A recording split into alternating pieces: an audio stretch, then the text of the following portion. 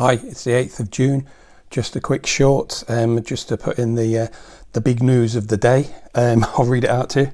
New Zealand are to price sheep and cow burps to cut greenhouse gases. So I'll put a little link to this story, and I'll also link to my news report from yesterday with about 20 different news articles on them you probably won't find on any mainstream media.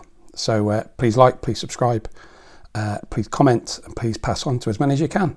Thanks.